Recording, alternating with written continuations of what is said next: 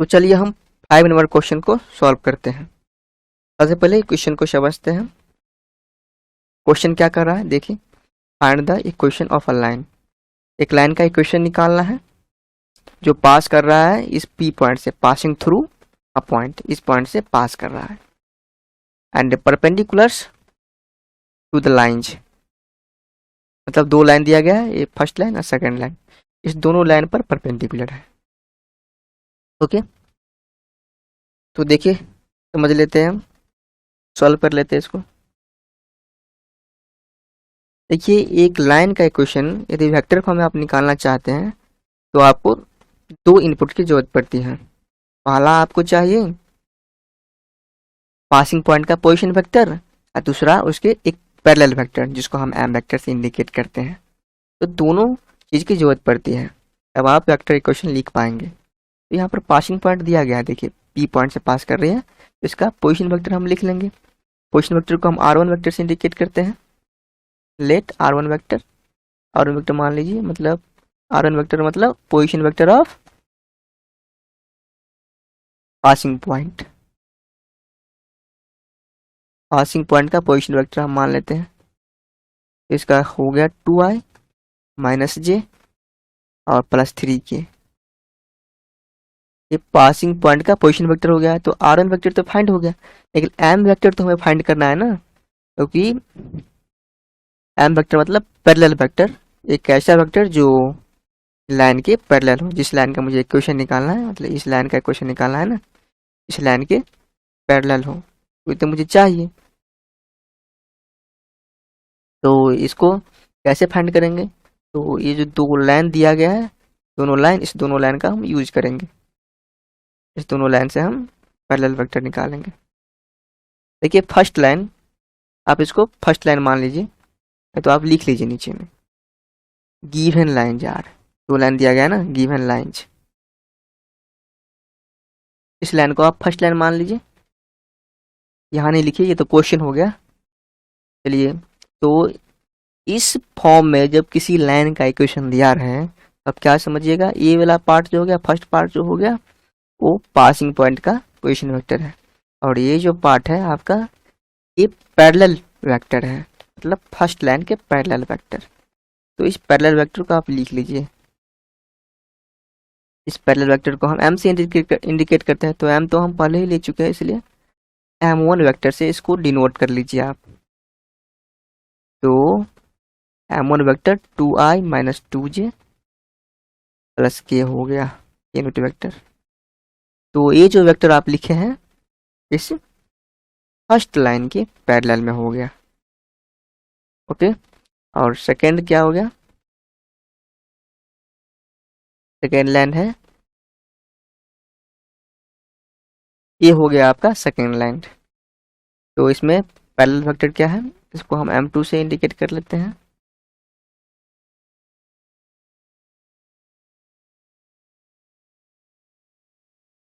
तो ये हो गया आपका M2 वेक्टर जो इस सेकेंड लाइन के पैरेलल है। ओके, अब देखिए क्वेश्चन में क्या कहा जा रहा था, ये लाइन जो है, जिस लाइन का हमें इक्वेशन निकालना है, ये लाइन जो है इस लाइन के, इस फर्स्ट लाइन के, मतलब फर्स्ट लाइन हम यहाँ लिख लिया। अब इस लाइन का मुझे इक्वेशन निकालना है, इस लाइन के परपेंडिकुलर है, मतलब इस लाइन पे परपेंडिकुलर है। और ये जो हम M1 वेक्टर लिखे हैं, इसके पैरेलल हो गया, फर्स्ट वेक्टर के पैरेलल हो गया।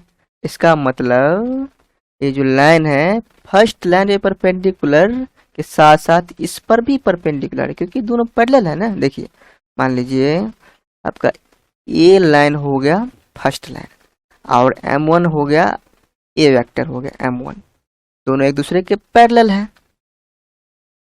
अब जब इस लाइन पर परपेंडिकुलर होगा कोई लाइन इस प्रकार से, इसका मतलब ये इस पैरेलल वेक्टर पर भी परपेंडिकुलर हो जाएगा, क्योंकि ये फर्स्ट लाइन और M1 वेक्टर दोनों एक दूसरे के पैरेलल हैं।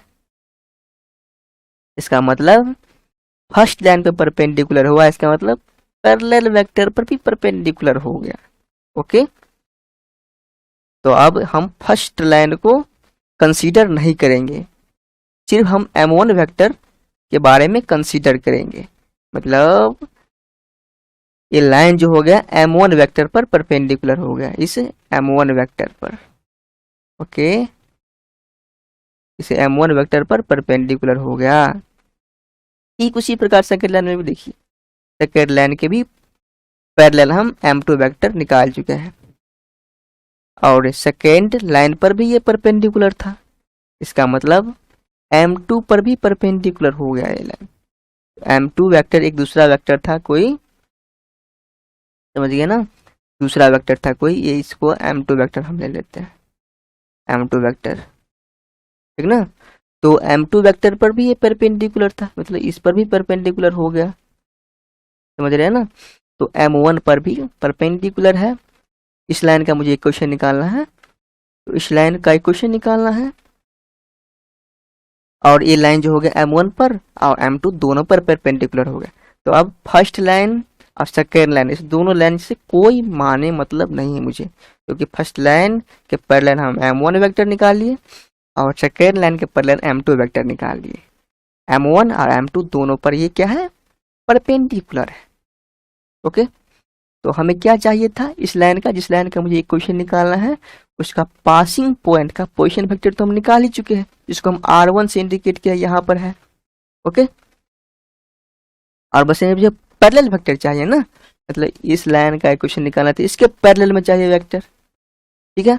और m1 m2 दोनों पर ये परपेंडिकुलर है। तो एक चीज आप पीछे से याद कीजिए, जो पीछे पड़े, जब दो वेक्टर को आप क्रॉस करते थे तो एक तीसरा वेक्टर निकलता था, दो वेक्टर का क्रॉस प्रोडक्ट एक तीसरा वेक्टर होता था जो दोनों पर परपेंडिकुलर होता था। मतलब m1 और m2 दोनों को आप जो क्रॉस कर लीजिएगा तो एक तीसरा वेक्टर बनता था, देखिए ऐसे। ओके ना, तीसरा वेक्टर ये परपेंडिकुलर होता था, m1 और m2 दोनों पर परपेंडिकुलर होता था, ठीक ना। और मुझे चाहिए भी यही था, इस लाइन का एक पैरेलल वेक्टर चाहिए था मुझे, क्योंकि इसका इक्वेशन निकालना है मुझे, तो पैरेलल वेक्टर चाहिए ना। तो बस आप m1 और m2 को क्रॉस कर लीजिए, तो इससे हमें एक पैरेलल वेक्टर मिल जाएगा। इसका लंबाई अर्थात मैग्नीट्यूड डिफरेंट हो सकता है, उससे हमें कोई माने मतलब नहीं है, मुझे बस एक पैरेलल वेक्टर चाहिए था। तो बस पैरेलल वेक्टर निकालने के लिए बस कुछ नहीं, m1 वेक्टर को m2 वेक्टर को क्रॉस कर लीजिए, तो यही निकल जाएगा आपका पैरेलल वेक्टर। बस उसी को हम m की जगह पर रख देंगे तो निकल जाएगा हमारा वेक्टर इक्वेशन, लाइन का वेक्टर इक्वेशन। तो चलिए m1 क्रॉस m2 हम फाइंड कर लेते हैं, समझ गए ना। m1 और m2 का क्रॉस हम निकाल लेते हैं। तो m1 वेक्टर क्या है, 2i minus 2j k vector, 2 minus 2 1। इस प्रकार से m1 वेक्टर और m2 वेक्टर को यहाँ लिख लिए, दोनों का क्रॉस कर दीजिए। दो वेक्टर का क्रॉस हम किस तरह से निकालते थे, डिटर्मिनेंट मेथड के द्वारा निकालते थे। इस डिटर्मिनेंट का वैल्यू आप निकाल लीजिए, तो m1 क्रॉस m2 निकल जाएगा। पहला रो में i j और k, दूसरा रो में स्केलर कंपोनेंट फर्स्ट वेक्टर का रख दीजिए, तो 2 माइनस 2 1 हो जाएगा। और यहाँ पर थर्ड रो में सेकंड वेक्टर का स्केलर कंपोनेंट 1 2 2, इसको आप इवेल्युएट कर लीजिए, इसको एक्सपेंड कर दीजिए, तो फाइंड हो जाएगा m1 क्रॉस m2 आपको फाइंड हो जाएगा। तो इस प्रकार से m1 क्रॉस m2 निकाल लिया, यही हो गया आपका m वेक्टर, मतलब जिस लाइन का मुझे क्वेश्चन निकालना है उसके पैरेलल वेक्टर यही हो गया। ओके, तो लिख लीजिए यहाँ पर, this vector is parallel to required vector, sorry required line, तो इसको हम m वेक्टर से इंडिकेट करते हैं, minus 6i minus 3j plus 6k। Okay, अब पुट कर लीजिए आप। वेक्टर इक्वेशन क्या होता था? Vector equation of the required line.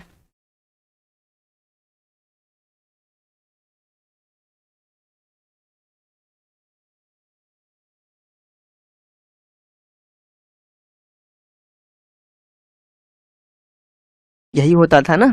Put कर लीजिए। R1 वेक्टर क्या था? पासिंग पॉइंट का पोजीशन वेक्टर। यहां से देख लीजिए 2i माइनस जे 3k, मतलब 2 माइनस 1 3, 2 माइनस 1 3।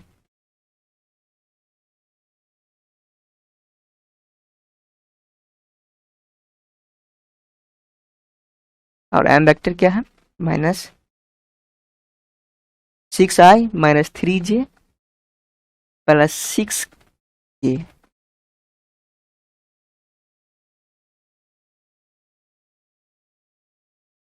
इसको थोड़ा और सिंप्लीफाई करके लिख लीजिए इसको। 2 माइनस 6 लैम्डा आई, माइनस कॉमन ले लीजिए यहाँ पर, तो 1 प्लस 3 लैम्डा जे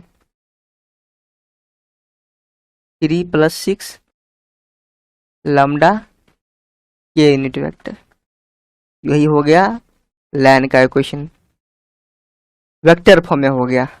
ओके, और यदि आप इसे कार्टेशियन फॉर्म में निकालना चाहते हैं तो बस आर वेक्टर का वैल्यू रख दीजिए, X I unit vector, Y J और जेड के रख दीजिए यहाँ पर, और इक्वेट कर लीजिए आप दोनों तरफ स्केलर कंपोनेंट को, तो निकल जाएगा कार्टेशियन फॉर्म में। ओके, तो 6 नंबर क्वेश्चन देखिए आप। Find the vector equation of the line passing through the point. एक लाइन का वेक्टर इक्वेशन निकालना है जो इस पॉइंट से पास कर रही है, ए पॉइंट से, इस ए पॉइंट से पास कर रही है।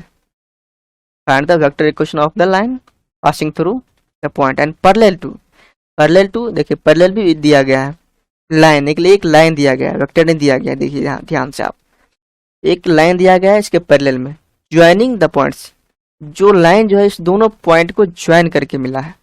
बी और सी को पॉइंट को जब ज्वाइन करते हैं तो एक लाइन बनता है। बी और सी पॉइंट को ज्वाइन करने से एक लाइन बना है, उसके पैरेलल है ये लाइन, ये लाइन इसके पैरेलल है। इसी लाइन का मुझे वेक्टर इक्वेशन निकालना है, ठीक ना। मतलब बी और सी दो पॉइंट दिया गया है, इस दोनों पॉइंट का ज्वाइन करने वाली एक लाइन बना है, तो इस लाइन के पैरेलल में एक लाइन है, इस लाइन के पैरेलल में एक लाइन है, इस लाइन का मुझे ये इक्वेशन निकालना है। इस लाइन का पासिंग पॉइंट पे दे दिया गया, देखिए ये पासिंग पॉइंट दे दिया गया 2 माइनस 1 और 1। ओके, तो वेक्टर इक्वेशन निकालना है, तो सारा इनपुट को हम पहले वेक्टर फॉर्म में लिख लेते हैं। तो इस पासिंग पॉइंट के पोजीशन वेक्टर को हम लिख लेते हैं वेक्टर फॉर्म में। सोल्यूशन में देखिए position vector of passing point, तो इसको हम R1 वेक्टर से इंडिकेट करते हैं, तो 2i माइनस जे प्लस के, यही हो गया। पैरेलल वेक्टर चाहिए मुझे ना, एम वेक्टर तो मुझे चाहिए।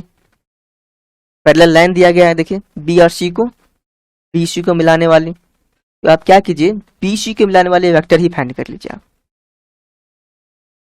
बी सी वेक्टर ही निकाल लीजिए आप। यदि पैरेलल है ही ना तो पैरेलल वेक्टर हो जाएगा, निकल जाएगा आपको। बी सी वेक्टर कैसे निकालते हैं?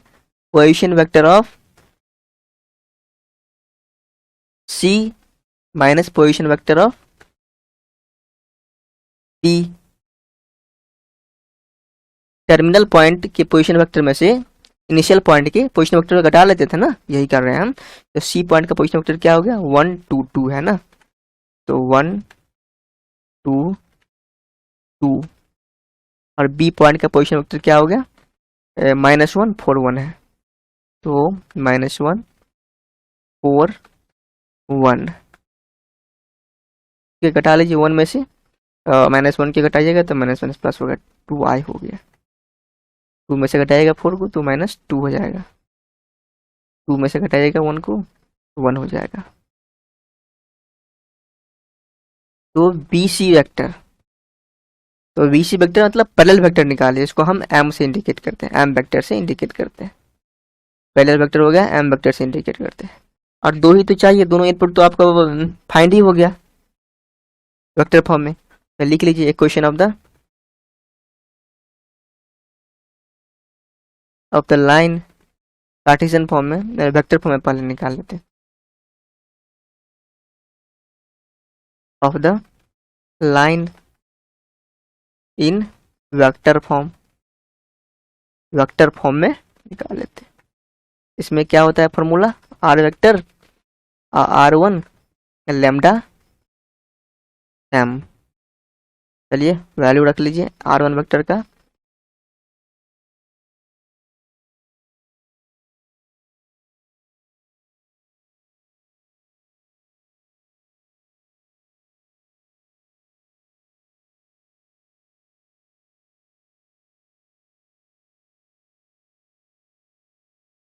और m वेक्टर का, इसको थोड़ा सिंप्लीफाई करके लिख लीजिए आप।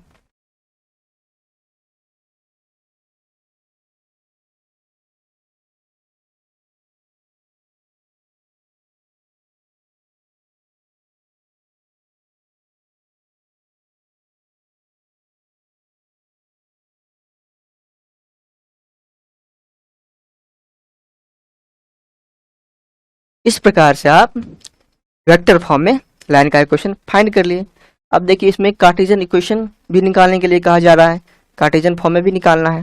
तो चलिए कोई बात नहीं, आर वेक्टर की जगह पर इसका वैल्यू रख लीजिए, कार्टेशियन फॉर्म में निकल जाएगा। आर वेक्टर का रख लीजिए आप वैल्यू।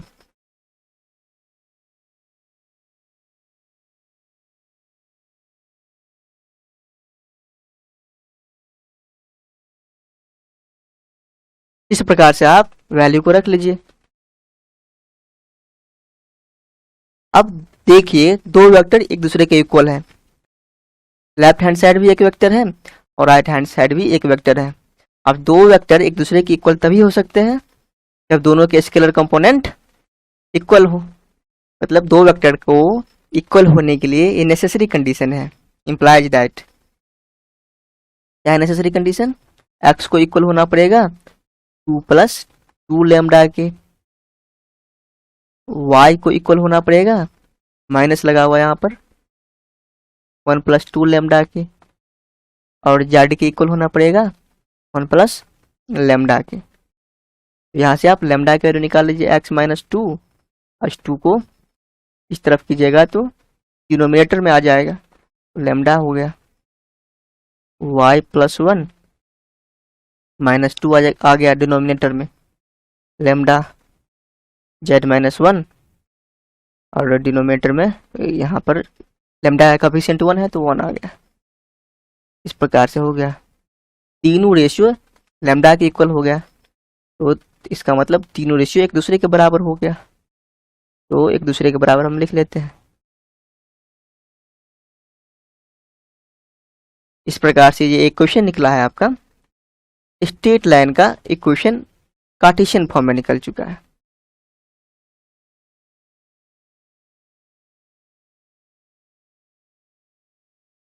ओके, ये स्टैंडर्ड फॉर्म में निकला है। दिस इज द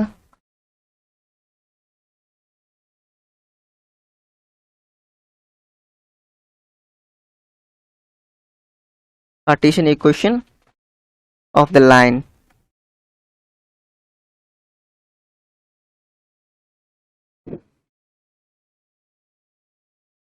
ओके, तो हम नेक्स्ट क्वेश्चन देखते हैं। देखिए 7 number question, find the vector and Cartesian equation of the line passing through the points A और बी। ठीक है, दो पॉइंट से पास कर रही है लाइन, तो उसका इक्वेशन निकालना है। चलिए इस क्वेश्चन को अभी छोड़ देते हैं, क्योंकि इस क्वेश्चन को बनाने से पहले हम एक थ्योरम बताने वाले हैं आपको। इस थ्योरम के बाद ही हम इसको बताएंगे। ये दूसरे कंडीशन पर बेस्ड है, ये दूसरे कंडीशन पर आधारित है ये, तो इसके लिए हम थ्योरम बताएंगे, उसके बाद हम इस प्रॉब्लम को हम देखेंगे। फिलहाल हम इसको छोड़ देते हैं। तो चलिए आगे वाला क्वेश्चन देख लीजिए आप। देखिए 8 नंबर क्वेश्चन देख लीजिए। सो दैट द लाइन, देखिए 2 लाइन दिया गया है, इस दोनों लाइन को देखिए, ये लाइन और ये लाइन, दोनों लाइन दिया गया है। तो ये साबित करना है, सो दैट मतलब दिखाना है जो इंटरसेक्ट करती है दोनों लाइन एक दूसरे को। मतलब एक लाइन और ये लाइन, 2 लाइन दिया गया है, दोनों को इंटरसेक्ट करती है। इंटरसेक्ट करने का मतलब हुआ कम से कम एक पॉइंट जो है ना, एक ऐसा आ जाना चाहिए जो दोनों में कॉमन हो, मतलब दोनों पर हो। देखिए ना, इंटरसेक्ट करने का मतलब हुआ ये जो पॉइंट आप देख रहे हैं, ये पॉइंट दोनों पर है, इस लाइन पर भी, हाँ इस लाइन पर भी। तो इसे मुझे यही प्रूफ करना है कि कम से कम एक पॉइंट ऐसा तो आएगा ही आएगा जो दोनों पर होगा, दोनों पर कॉमन होगा। तो यदि कॉमन पॉइंट आ गया तो हम समझेंगे दोनों इंटरसेक्ट करेगा या करता है। यदि कॉमन पॉइंट नहीं आ सका तो हम समझेंगे दोनों इंटरसेक्ट नहीं करता है। ओके, तो यही हम प्रूफ करेंगे। उसके बाद है इसमें second question, find their point of intersection. यदि दोनों इंटरसेक्ट करता है, यदि आप प्रूफ कर लेते हैं, तो इस पॉइंट का कोऑर्डिनेट भी हमें फाइंड करना है। ओके, इसमें सेकंड क्वेश्चन यही है, इस पॉइंट का कोऑर्डिनेट क्या होगा वो बताना है। तो चलिए दोनों हो जाएगा, बारी बारी से देख लेते हैं। ओके, गिवन लाइन क्या है, गिवन लाइन लिख लीजिए। गिवन लाइन आर x+1/3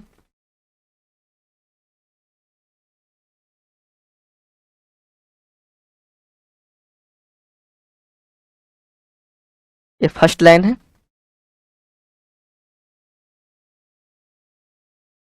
देखिए यहाँ तीनों रेशियो एक दूसरे के बराबर हैं, तो तीनों को हम किसके बराबर मान लें, चलिए हम लेमडा के बराबर ही मान लेते हैं। तीनों लेमडा के बराबर हो गया।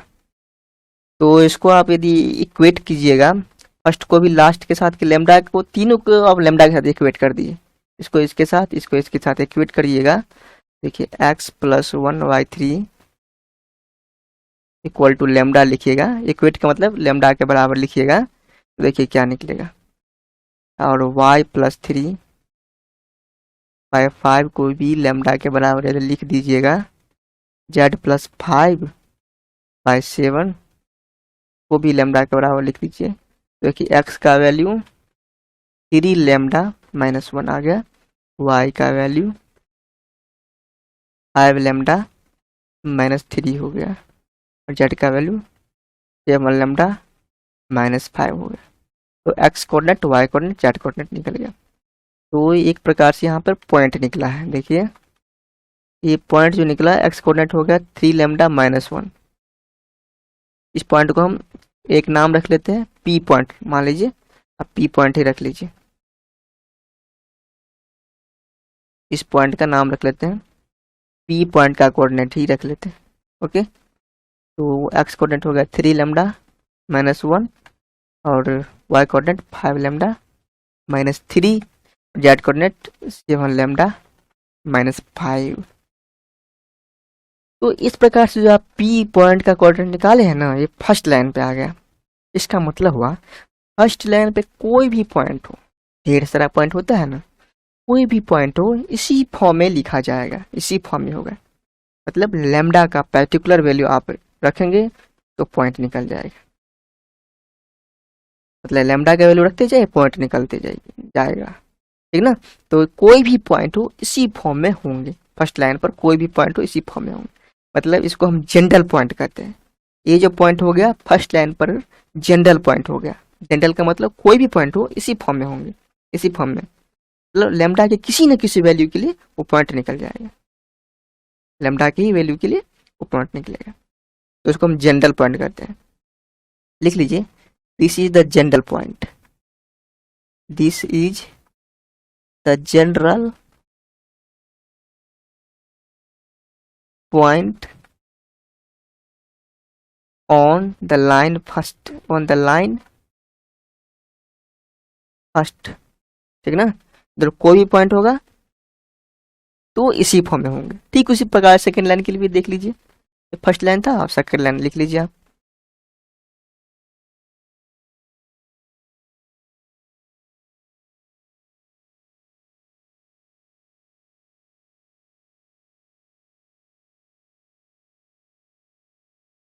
y माइनस 4 और z माइनस 6,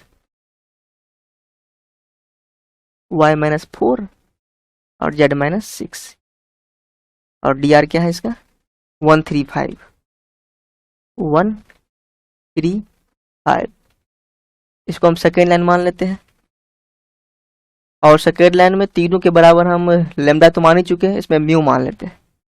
म्यू हम मान लिए तीनों रेशियो पर। चलिए तीनों को आप म्यू के साथ इक्वेट कर दीजिए। इम्प्लाइज दैट लिख लीजिए यहाँ पर x minus 2 by 1 equal to mu y minus 4 by 3 equal to mu equal to mu. तो x का वैल्यू क्या निकला म्यू प्लस 2, y का वैल्यू 3 म्यू प्लस 4 और z का वैल्यू 5 म्यू प्लस 6। ओके, तो तीनों कोऑर्डिनेट निकल गया, x कोऑर्डिनेट, y कोऑर्डिनेट और z कोऑर्डिनेट। तो ये जनरल पॉइंट सेकेंड लाइन पर हम जनरल पॉइंट निकालिए, इसको हम q मान लेते हैं। q पॉइंट के coordinate mu plus 2, 3 mu plus 4, 5 mu plus 6। ये आपका जनरल पॉइंट हो गया। This is the general point one, this is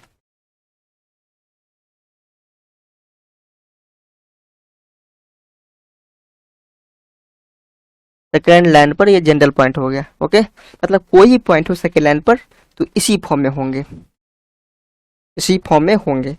okay, तो देखिए पी पॉइंट और क्यू पॉइंट, पी पॉइंट हो गया फर्स्ट लाइन पर और क्यू पॉइंट तो हो गया सेकेंड लाइन पर हो गया। मान लेते हैं पल भर के लिए, पल भर के लिए मान लेते हैं जो दोनों लाइन एक दूसरे के इंटरसेक्ट किया, दोनों लाइन फर्स्ट लाइन और सेकंड लाइन दोनों लाइन एक दूसरे को इंटरसेक्ट किया इस पॉइंट पर। तो ए पॉइंट जो हो गया ना आपका, ए पॉइंट फर्स्ट लाइन पे भी हो गया और सेकेंड लाइन पर भी हो गया। इसका मतलब इस पॉइंट का कोऑर्डिनेट हम पी भी लिख सकते हैं और क्यू भी लिख सकते हैं, क्योंकि ए पॉइंट हो गया फर्स्ट लाइन पर भी और सेकेंड लाइन पर भी। फर्स्ट लाइन पर कोई भी पॉइंट हो वो तो पी कोऑर्डिनेट के ही फॉर्म में होंगे ना, पी कोऑर्डिनेट के ही फॉर्म में होंगे ना, इस फॉर्म में। तो इस पॉइंट को हम नाम पी पॉइंट भी दे सकते हैं और इस पॉइंट का नाम हम क्यू भी दे सकते हैं, क्यू भी हो सकता है, क्योंकि ये पॉइंट सेकेंड लाइन पर भी है और सेकेंड लाइन पर कोई भी पॉइंट हो तो इसी फॉर्म में होंगे, क्यू पॉइंट के फॉर्म में। इसका मतलब ये इस पॉइंट का नाम हम पी भी रख सकते हैं और क्यू भी रख सकते हैं, मतलब पी बराबर क्यू हो जाएगा इस स्पेशल पॉइंट के लिए। तो पी बराबर क्यू लेकर हम चलते हैं, देखते हैं क्या होता है। सबसे पहले लिख लीजिए, लेट पल भर के लिए हम मान लेते हैं let line first and second intersect to each other at a common point। एक कॉमन पॉइंट पर इंटरसेक्ट कर रहा है, इसका मतलब हुआ। तो इसलिए हम लिख सकते हैं P का कोऑर्डिनेट और Q का कोऑर्डिनेट जो होगा इक्वल होगा। P और Q दोनों का कोऑर्डिनेट लिख लीजिए आप इक्वल। तो क्या था P के कोऑर्डिनेट और Q का कोऑर्डिनेट रख लेते हैं। तो ये हो गया आपका P पॉइंट का कोऑर्डिनेट और ये हो गया आपका Q पॉइंट का कोऑर्डिनेट। दोनों कोऑर्डिनेट लिख लिए, कॉमन पॉइंट के लिए दोनों इक्वल होगा। तो दोनों के कोरेस्पॉन्डिंग कोऑर्डिनेट को आप इक्वेट कर लीजिए, इक्वल होगा। इसका मतलब एक कोऑर्डिनेट इसके बराबर होगा, ए इसके बराबर होगा और एक कोऑर्डिनेट इसके बराबर होगा। तीनों को एक दूसरे के इक्वल लिख लीजिए आप।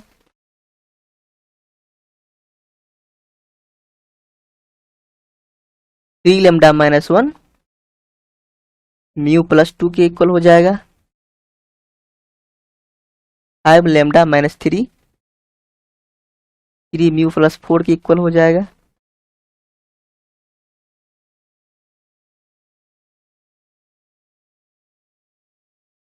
केवल लेमडा माइनस 5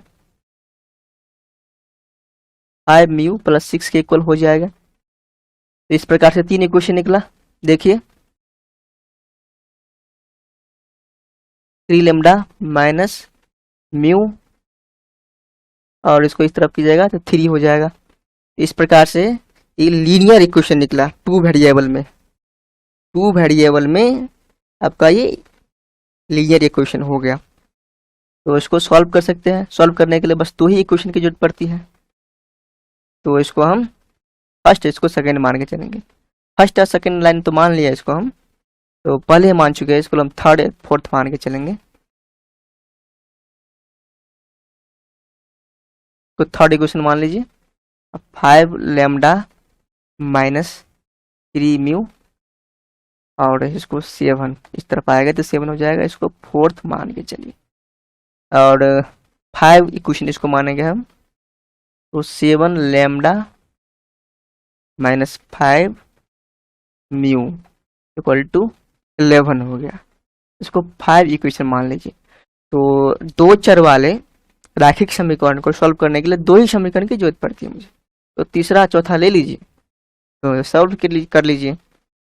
तो सॉल्व कैसे कीजिएगा, किसी एक को मुझे इसमें से गायब करना है, मतलब इलिमिनेशन मेथड का यूज करेंगे हम। तो आप क्या कीजिए, इक्वेशन थर्ड में आप -3 से मल्टीप्लाई कर लीजिए, और इसको ऐड कर दीजिए आप 4 के साथ। -3 से मल्टीप्लाई करने से -9 लेमडा और +3 म्यू हो जाएगा। -9 और ये इक्वेशन वो कुछ नहीं किया हम, 5 लेमडा -3 म्यू 7 हो गया। इसको ऐड कर दीजिएगा तो म्यू 3 म्यू और -3 म्यू कैंसिल हो गया, तो ये हो गया -4 लैम्डा, और ये हो गया आपका -2। तो -2 से यहाँ हो गया 2 टाइम्स, तो लैम्डा का वैल्यू निकल गया 1/2। इस प्रकार से लैम्डा का वैल्यू आप 1/2 निकाल लिए। और म्यू का वैल्यू क्या हो जाएगा, एंड म्यू का वैल्यू किसी एक में पुट कर दीजिए आप, इसी में पुट कर दीजिए थर्ड में। लैम्डा का वैल्यू 1/2 आया, पुट कर दीजिए, पुट इन थर्ड, इस थर्ड में पुट कर लीजिए। तो क्या हो जाएगा, म्यू इक्वल टू 3 लैम्डा -3। तो लैम्डा का वैल्यू 1/2 -3, ये हो गया 3 - 6/2, दैट इज -3/2। म्यू का वैल्यू ये आ गया। आप जो म्यू का वैल्यू और लैम्डा का वैल्यू जो निकाले हैं वो 5 इक्वेशन के RHS में पुट कर लीजिए, और देखिए RHS आ रहा है कि नहीं आ रहा है। 5 इक्वेशन के RHS में आप इस म्यू को और लैम्डा के वैल्यू को पुट कर लीजिए। क्या है RHS, 7 lambda -5 mu equal to 7 lambda का वैल्यू क्या था, 1/2 था, तो लैम्डा का वैल्यू 1/2 रख दीजिए आप, -5 म्यू का वैल्यू क्या था, -3/2। म्यू का वैल्यू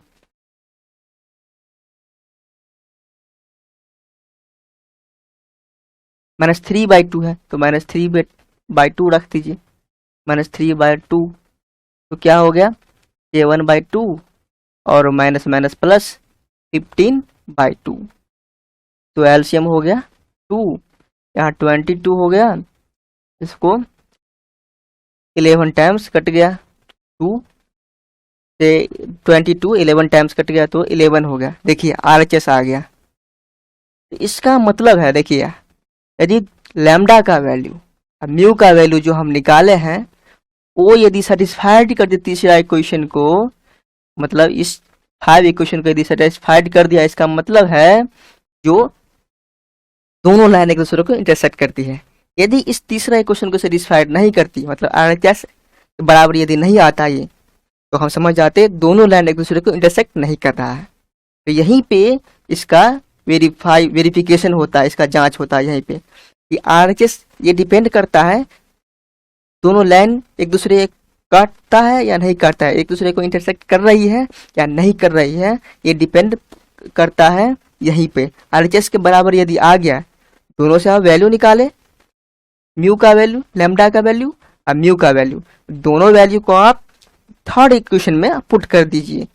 पुट करने से यदि RHS में यदि पुट करते हैं, यदि RHS आ जाता है तो इसका मतलब हम समझेंगे कि दोनों एक दूसरे को इंटरसेक्ट कर रही है, दोनों लाइन एक दूसरे को इंटरसेक्ट करेगी एक पॉइंट पर, मतलब एक पॉइंट कॉमन पॉइंट होगा जो दोनों पर होगा, दोनों लाइन पे होगा।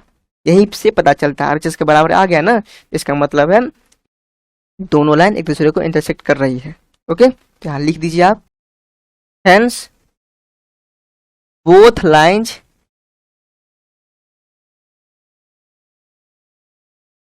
Are intersect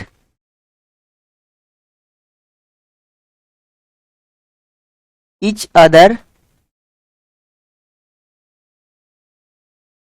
on a common point, और उस कॉमन पॉइंट को भी निकालना है। तो P में या Q में, दोनों से आप कॉमन पॉइंट निकाल सकते हैं। P में या Q में किसी एक में वैल्यू पुट कर दीजिए।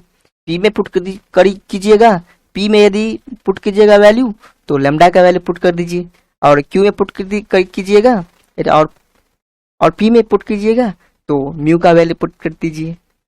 इससे आपका कॉमन पॉइंट निकल जाएगा। P पॉइंट या कोऑर्डिनेट क्या था, लैम्डा का वैल्यू क्या था, लैम्डा का वैल्यू 1/2 था। इस वैल्यू को इसमें पुट कर दीजिए, 3 into 1/2 minus 1, 5 into 1/2 minus 3, 1/2 minus 5, 3 minus 2/2, 5 minus 6/2 2,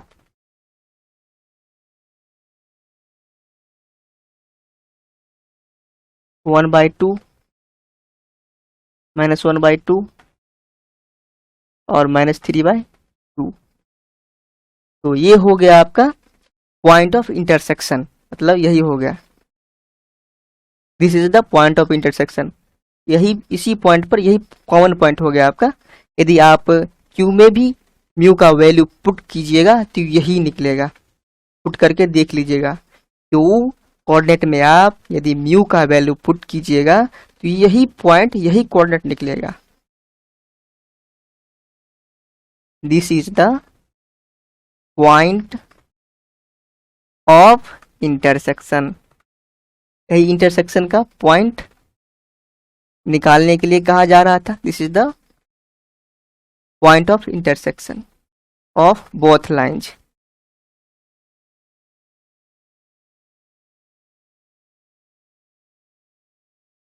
okay, तो इस प्रकार से हम निकाल लिए।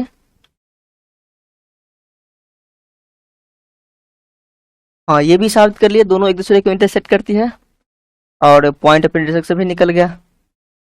तो चलिए हम नेक्स्ट क्वेश्चन बढ़ते हैं, नेक्स्ट क्वेश्चन को सॉल्व करते हैं। देखिए यहाँ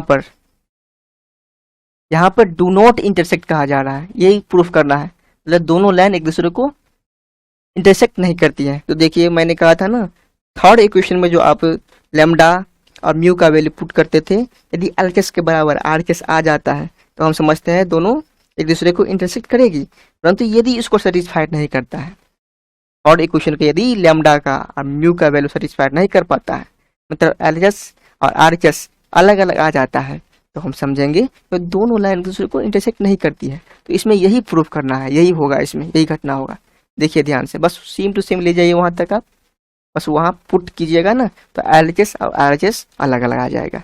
तो वहीं पे हम लिख देंगे दोनों लाइन एक दूसरे को इंटरसेक्ट नहीं करेगी, क्योंकि दोनों पर एक कॉमन पॉइंट ही नहीं निकल पाया। कॉमन पॉइंट नहीं निकल पाया, इसका मतलब एक दूसरे को दोनों इंटरसेक्ट नहीं करेगी।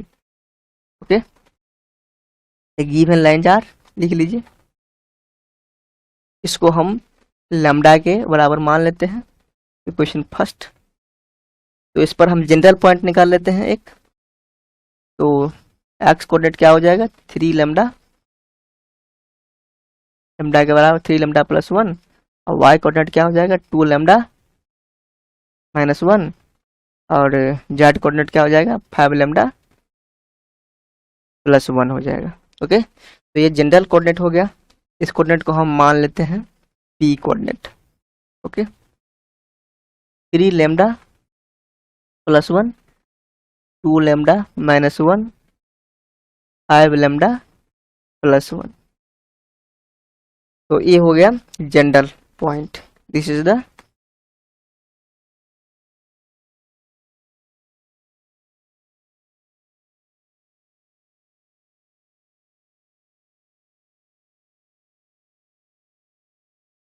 इस फर्स्ट लाइन पर जनरल पॉइंट है ये। ओके, अब देखिए दूसरा लाइन में देख लीजिए, दूसरा लाइन ले लीजिए आप, y माइनस 1 और z प्लस 1, y माइनस 1 और z प्लस 1, और डी आर क्या है इसका, देखिए 4 3 माइनस 2, 4 3 माइनस 2। चलिए इसको मान लेते हैं म्यू के बराबर, लेमडा तो मान ही चुके हैं, इसको सेकंड लाइन मान लेते हैं। और इस लाइन पर भी एक जनरल पॉइंट निकाल लीजिए, तो एक्स कोऑर्डिनेट क्या हो जाएगा 4 म्यू, 4 म्यू माइनस 2, और वाई कोऑर्डिनेट हो जाएगा 3 म्यू प्लस 1, जेड कोऑर्डिनेट हो जाएगा minus 2 mu minus 1। Okay, X Y Z, तो इस पॉइंट को हम मान लेते हैं क्यू पॉइंट का coordinate.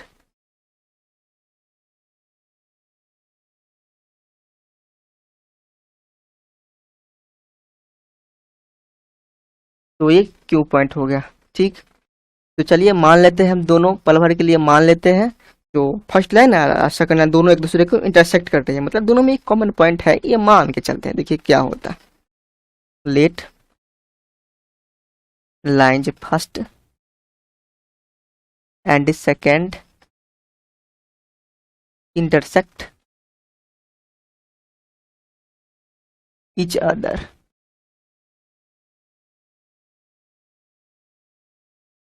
at a common point।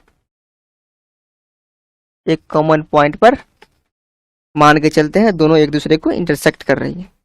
इसका मतलब, क्योंकि फर्स्ट लाइन पर कोई भी कोऑर्डिनेट हो तो वो पी कोऑर्डिनेट के ही फॉर्म में आएगा, पी पॉइंट का कोऑर्डिनेट ये हो गया ना, इसी कोऑर्डिनेट के फॉर्म में आएगा। और सेकेंड लाइन पर कोई भी पॉइंट हो तो इसी क्यू कोऑर्डिनेट के फॉर्म में आएगा, है ना। और दोनों एक दूसरे को इंटरसेक्ट कर रहे हैं, इसका मतलब उस पॉइंट पे P point Q point equal हो जाएगा, सेम हो जाएगा। इसको लिख लेते हैं पी पॉइंट, इसीलिए इस बात के आधार पर जब माने ना, इस बात के आधार पर हम ये कह सकते हैं पी पॉइंट और क्यू पॉइंट का कोऑर्डिनेट सेम हो जाएगा। तो पी पॉइंट का कोऑर्डिनेट क्या था उसको लिख लीजिए,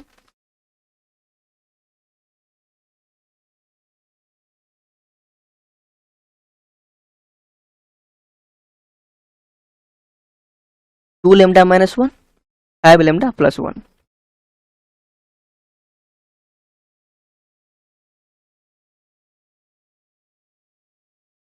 तो ये था आपका पी पॉइंट का कोऑर्डिनेट, और क्यू पॉइंट का कोऑर्डिनेट सामने में रखा हुआ है, देखिए 4 म्यू माइनस 2,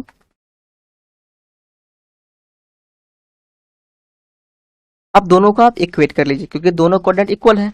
इसका मतलब है 3 लेमडा प्लस 1 4 म्यू माइनस 2 के इक्वल होगा, और 2 लेमडा माइनस 1 3 म्यू प्लस 1 के इक्वल होगा, और 5 lambda plus 1 minus 2 mu minus 1 के इक्वल होगा। ओके, अब तीनों से 3 इक्वेशन बनेगा। यहाँ पर 3 लेमडा माइनस 4 म्यू, इस तरफ ले जाएगा तो माइनस 3 हो जाएगा। इसको थर्ड इक्वेशन, क्योंकि फर्स्ट सेकंड तो मान चुके हैं हम, 2 lambda minus 3 mu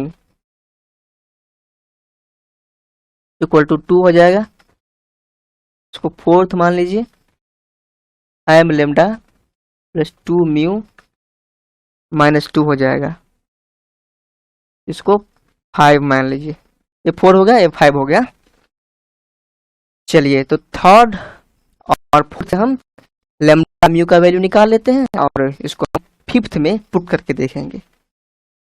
LHS RHS बराबर आ गया है तो हम समझेंगे दोनों एक दूसरे को इंटरसेक्ट किया है। एलएचएस आरएचएस डिफरेंट डिफरेंट आ गया तो हम समझेंगे दोनों एक दूसरे के इंटरसेक्ट नहीं कर रही है। ओके, दोनों को सॉल्व कर लीजिए। अब क्या करेंगे, थर्ड में, अब फोर्थ में क्या करिए, थर्ड में आप मल्टीप्लाई कर लीजिए, 2 से मल्टीप्लाई कर लीजिए इसको और इसको सब्ट्रैक्ट कर दीजिए फोर्थ में 3 से मल्टीप्लाई करके, 3 से मल्टीप्लाई करके वी गेट। तो इससे क्या होगा देखिए, 2 से मल्टीप्लाई कीजिएगा 6 लैम्डा हो जाएगा और इसमें आप -3 से मल्टीप्लाई कीजिएगा तो -6 लैम्डा हो जाएगा। तो इसको जब आप ऐड कीजिएगा तो दोनों एलिमिनेट हो जाएगा। एलिमिनेट हो जाएगा तो आपका म्यू का वैल्यू सबसे पहले निकलेगा।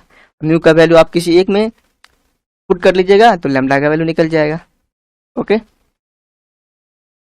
इस प्रकार से आपका ये जो हो गया थर्ड इक्वेशन हो गया। थर्ड इक्वेशन में जब हम 3 से मल्टीप्लाई किए तो ये हो गया और ये फोर्थ इक्वेशन हो गया जब इसमें हम 2 से मल्टीप्लाई किए तो इतना हो गया। अब इसको सब्ट्रैक्ट कर लीजिए, माइनस, यहाँ माइनस है तो प्लस, यहाँ प्लस है तो माइनस। ओके, तो देखिए ये कैंसिल हो गया तो ये आपका ये बचा कितना, +9 है तो सिर्फ म्यू बचा यहाँ पर -12 हो गया। तो म्यू का वैल्यू -12 हो गया। अब किसी एक में आप रख दीजिए, 14 थर्ड में रख दीजिए value.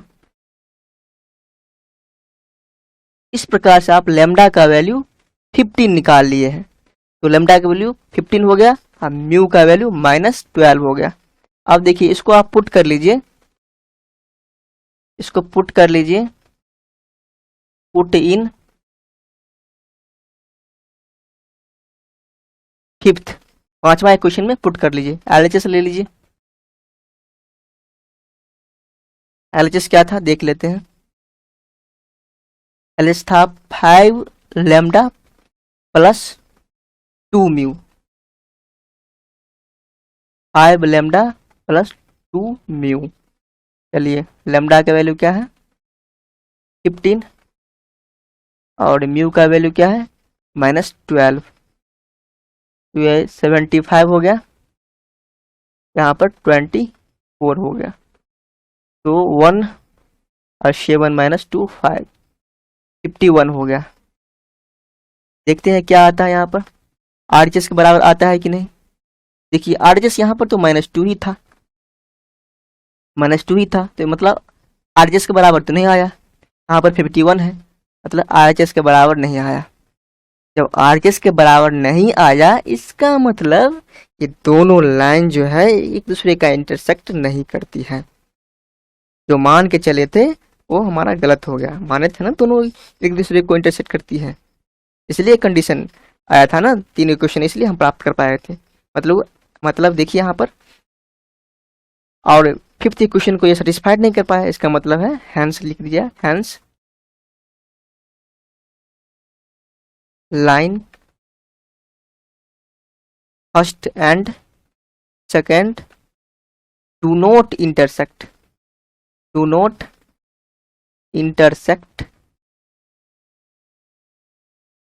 each other।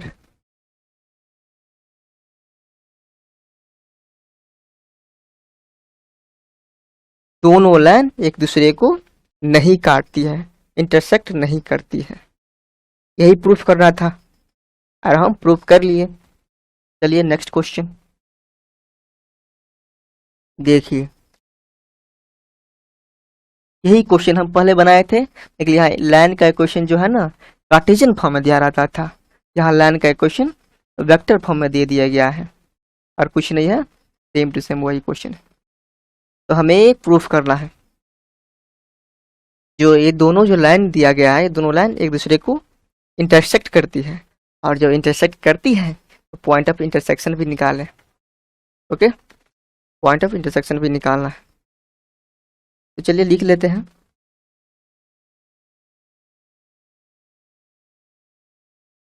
Given line are first line देखिए क्या है, आर वेक्टर, देखिए फर्स्ट लाइन हुआ। तो सबसे पहले हम कार्टेशियन फॉर्म में क्या करते थे, जनरल पॉइंट निकालते थे, एक जनरल पॉइंट जो इस लाइन पे सेटिस्फाइड, इस लाइन पर लाई करता है, मतलब कोई भी पॉइंट हो तो इसी फॉर्म में होंगे, वो पॉइंट हम निकाल लेते हैं। तो उसमें बस जनरल पॉइंट निकालने के लिए क्या कीजिए आप, यही कीजिए आप, इसमें निकालना आसान है। देखिए आई का देखिए कोऑर्डिनेट क्या है,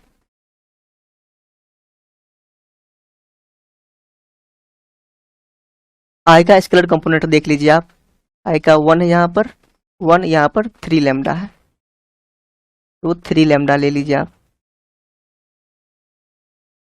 एक्स कोऑर्डिनेट यही हो गया, और वाई कोऑर्डिनेट देख लीजिए,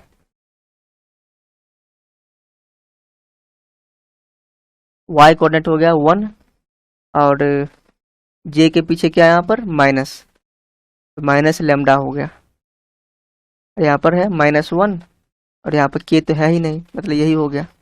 तो ये पी पॉइंट हो गया, इस पर ये हो गया जनरल पॉइंट।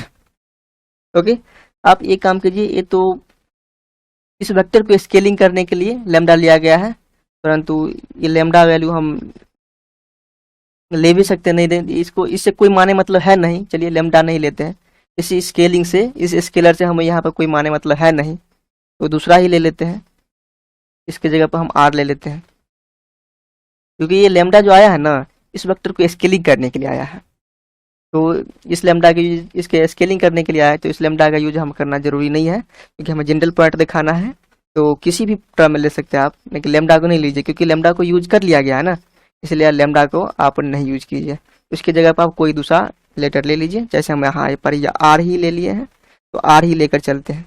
ओके, लैम्डा का यूज पहले हो चुका है, 1 माइनस आर हो गया, -1 हो गया। ओके, तो ये हो गया जनरल पॉइंट, फर्स्ट वेक्टर पर कोई भी पॉइंट हो इसी फॉर्म में होंगे। ओके,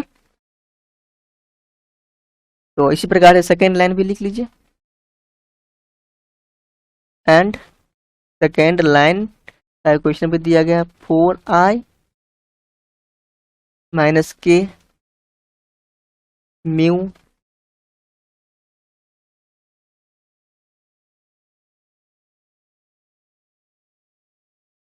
तो ये सेकेंड लाइन हो गया। सेकेंड लाइन पर भी आप जनरल पॉइंट निकाल लीजिए, तो इस पॉइंट को हम क्यों नाम रख लेते हैं, और जनरल पॉइंट क्या हो जाएगा 4 + 2, आई का क्या है स्केलर कंपोनेंट 4 है यहाँ पर, और यहाँ पर क्या है 2 म्यू है, तो म्यू तो इस वेक्टर को स्केलिंग करने के लिए यूज किया गया है, तो म्यू आप नहीं यूज कीजिए, क्योंकि म्यू का यूज हो चुका है, तो आर यहाँ यूज किया है, इसलिए हम यहाँ पे एस यूज कर लेते हैं, चलिए कोई बात नहीं, तो +2s हो गया, और x कोऑर्डिनेट ये हो गया, y कोऑर्डिनेट देखिए j यहाँ पर है ही नहीं, यहाँ पर j है, यहाँ पर भी j नहीं है, तो कोई बात नहीं, j यहाँ पर 0 हो जाएगा, तो k देखिए -1 है, तो -1 हो गया, k यहाँ पर 3 है, तो 3s हो गया।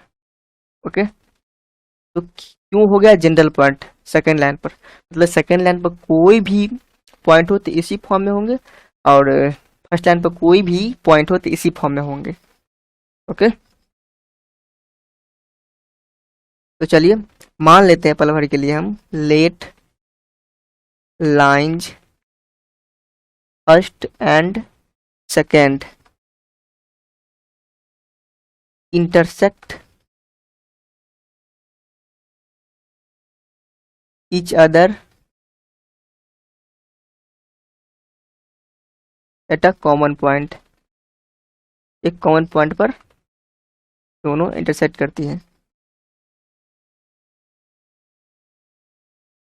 ओके, तो जब दोनों ये लाइन एक दूसरे का इंटरसेक्ट करेगी तो एक पॉइंट कॉमन होगा, मतलब ये P पॉइंट और Q पॉइंट दोनों उस पॉइंट को डिनोट करेगा, मतलब P पॉइंट और Q पॉइंट वहां पर इक्वल हो जाएगा, P पॉइंट का कोऑर्डिनेट और Q पॉइंट का कोऑर्डिनेट इक्वल हो जाएगा। तो चलिए इस दोनों कोऑर्डिनेट को लिख लेते हैं, R का वैल्यू 1 निकल गया, इसको फोर्थ मान लीजिए, इसको 3s का भी वैल्यू निकल गया डायरेक्टली, तो 3s इसको इस तरफ ले जाएगा तो 0 हो जाएगा, मतलब s का वैल्यू 0 हो गया। ओके, तो एस का वैल्यू 0 निकल चुका है यहाँ पर। देखिए एस का वैल्यू, आर का वैल्यू निकल चुका है। तो देखिए इसमें आप पुट कर लीजिए, क्योंकि फिफ्थ से और फोर्थ से दोनों इक्वेशन से आर एस का वैल्यू निकल चुका है। तो इसको आप पुट कर लीजिए इसमें, देखते हैं क्या होता है। LHS ले लेते हैं इसका।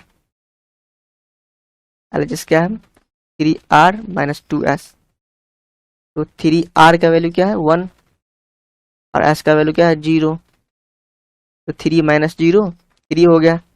तो वही RHS के बराबर आ गया ना। RHS आने का बराबर है, RHS के बराबर आने का मतलब है जो जो दोनों लाइन जो है एक दूसरे को इंटरसेक्ट करती है, hence both lines are intersect each other. एक दूसरे को इंटरसेक्ट करती है। तो आपको कॉमन पॉइंट निकालना पड़ेगा, मतलब दोनों लाइन एक दूसरे को एक कॉमन पॉइंट पे इंटरसेक्ट करती है। तो कॉमन पॉइंट निकालिए, बस कॉमन पॉइंट निकालने के लिए बस आर या एस दोनों में से किसी एक का वैल्यू पुट कर दीजिए कोऑर्डिनेट में। तो चलिए आर का ही वैल्यू पुट कर लेते हैं। आर का वैल्यू किस में पुट करेंगे हम? पी पॉइंट के कोऑर्डिनेट में, पी में पुट कर लेंगे हम। देखिए पू में पी पॉइंट में ये आर दिया है ना, तो इसमें पुट कर लीजिए आप। चलिए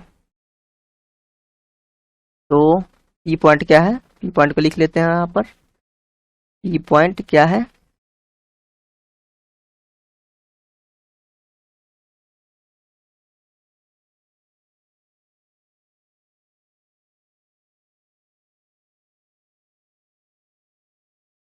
तो यही पी पॉइंट है, इसमें आप पुट कर लीजिए। पुट आर इक्वल टू 1, तो निकल जाएगा कॉमन पॉइंट आर। तो 4 हो गया यहाँ पर, यहाँ 0 हो गया, या -1 हो गया। तो this is the common point, this is the point of intersection लिख लीजिए। This is the point of intersection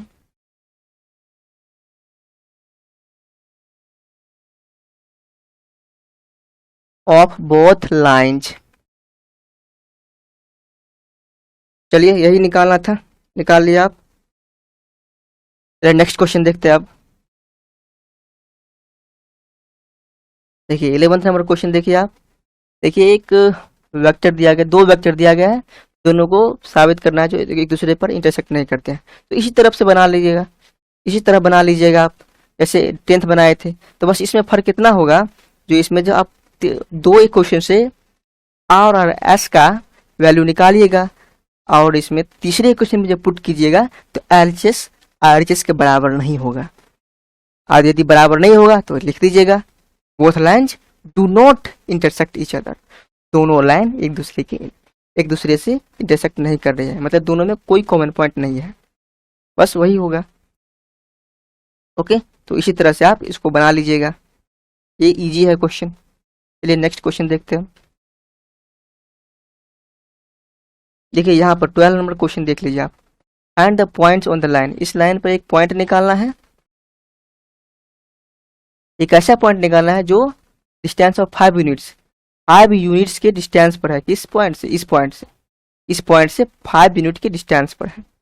okay, मतलब ऐसे समझिए आप इसको। एक लाइन दिया गया है, इस लाइन पर, इस लाइन का इक्वेशन भी दिया गया है, ये इक्वेशन दिया गया है, ये इक्वेशन जो दिया गया है क्वेश्चन में, इस लाइन का इक्वेशन दिया गया है। तो इसी लाइन पर आपको एक पॉइंट निकालना, मान लीजिए यही पॉइंट है वो। इसी पॉइंट का हमें कोऑर्डिनेट फाइंड करना है, जबकि कहा गया है ये जो पॉइंट है ना 5 यूनिट के डिस्टेंस है इस पॉइंट से। मतलब एक यहाँ पॉइंट दिया गया मान लीजिए 1 3 3, इसी पॉइंट से ये पॉइंट जो देख रहे हैं दोनों के बीच की दूरी 5 यूनिट्स है। 5 यूनिट्स का मतलब सेंटीमीटर भी हो सकता है, मीटर भी हो सकता है, किलोमीटर भी हो सकता है, कुछ भी हो सकता है।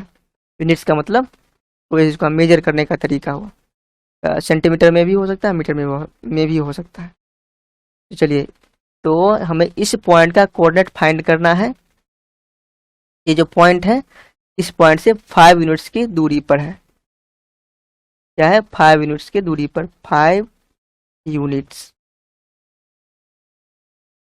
इस पॉइंट का कोऑर्डिनेट 133 है, इस लाइन का इक्वेशन दिया गया है, इस पॉइंट का कोऑर्डिनेट दिया गया है और इस पॉइंट का कोऑर्डिनेट हमें निकालना है। ओके चलिए, तो इस लाइन पर हम जनरल पॉइंट निकाल लेते हैं, मतलब कोई भी पॉइंट इस लाइन पर, कोई भी पॉइंट किस तरह से होंगे, जिस तरह से हम पीछे निकालते थे उसी तरह से निकाल लीजिए।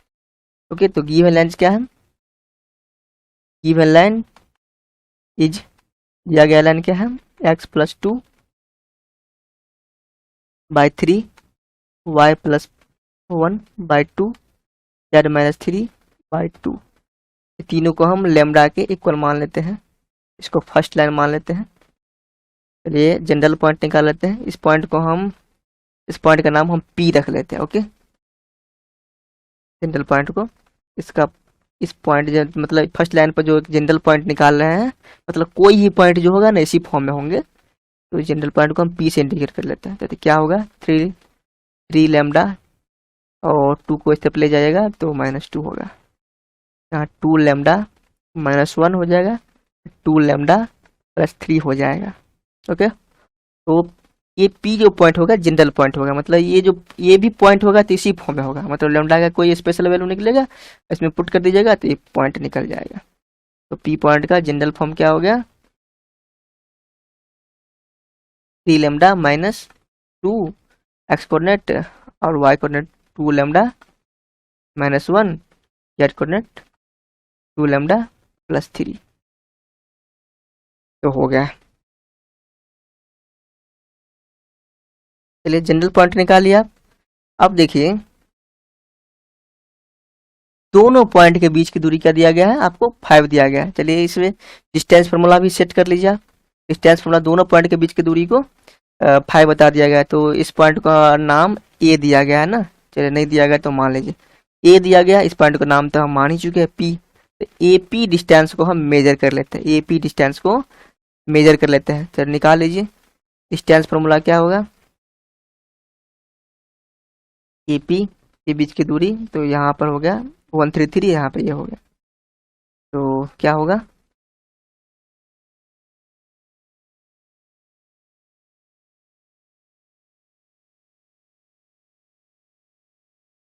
कोऑर्डिनेट का डिफरेंस करके स्क्वायर कर दीजिए और उसको जोड़ दीजिए, और उसका स्क्वायर रूट तो दिया ही गया है।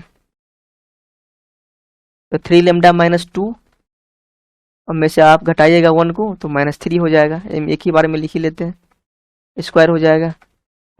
2 लेमडा -1 है, तो इसको में से आप 3 क्यों घटाइएगा तो -4 हो जाएगा, मतलब 2 लेमडा -4, और 2 लेमडा +3 है, उसमें से 3 घटाइएगा तो 2 लेमडा, मतलब 2 लेमडा का होल स्क्वायर हो जाएगा, है ना। चलिए तो एपी क्या है, एपी डिस्टेंस दिया गया 5, लिख लीजिए आप 5। चलिए अब क्या कीजिए, स्क्वायर रूट को हटाना है मुझे, तो दोनों तरफ आप स्क्वायरिंग कर लीजिए, स्क्वायरिंग ऑन बोथ साइड, तो 5 का स्क्वायर हो गया, रूट यहाँ पर हट गया, तो अब बचा अंदर में a + b का होल स्क्वायर, जिसको आप a + b का होल स्क्वायर पर तोड़ लीजिए, तो 9 लेमडा स्क्वायर हो जाएगा, +9 हो जाएगा, और 18 हो जाएगा, -18 लेमडा, यहाँ पर 4 लेमडा स्क्वायर +16 और -16 लेमडा हो जाएगा, a square + b square -2ab, यहाँ पर हो जाएगा 4 लेमडा स्क्वायर। ओके, यहाँ पर 25 हो गया लेफ्ट हैंड साइड, और यहाँ हो गया स्क्वायर को जोड़िए आप, तो 9 4 13 और 13 4 17 हो गया, 17 लेमडा स्क्वायर हो गया, इसको लिख लीजिए 17 लेमडा स्क्वायर। देखिए लेमडा कितना है,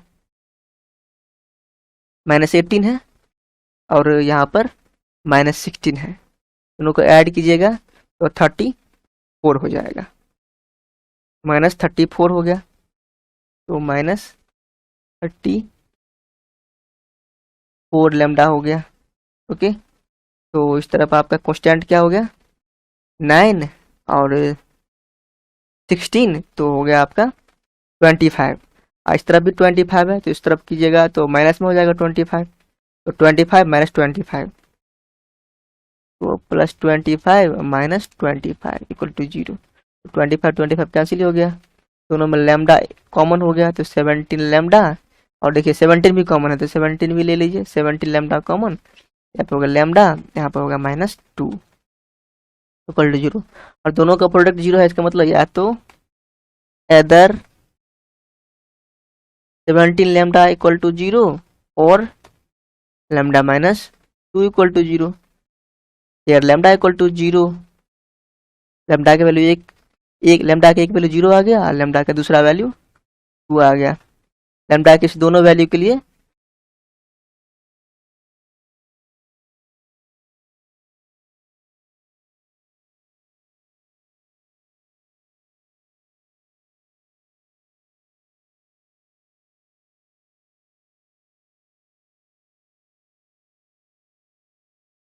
ए और पी के बीच की दूरी 5 यूनिट्स हो जाएगा।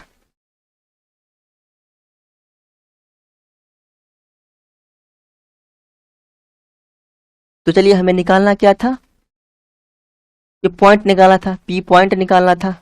ओके, तो बस पी पॉइंट निकाल लीजिए आप। पी पॉइंट का कोऑर्डिनेट क्या था, तो इसमें लैम्डा का वैल्यू पुट कर लीजिए। लैम्डा का दो वैल्यू फाइंड किए थे, एक 0 और दूसरा 2 था, दोनों को बारी बारी से पॉइंट फाइंड कर लीजिए। पी पॉइंट का 2 कोऑर्डिनेट निकलेगा, मतलब 5 यूनिट्स दूरी के लिए 2 पॉइंट पॉसिबल है, दोनों पॉइंट पॉसिबल है। देखिए कौन कौन सा दोनों पॉइंट होगा, पुट करके निकाल लीजिए आप। पी पॉइंट का कोऑर्डिनेट क्या था,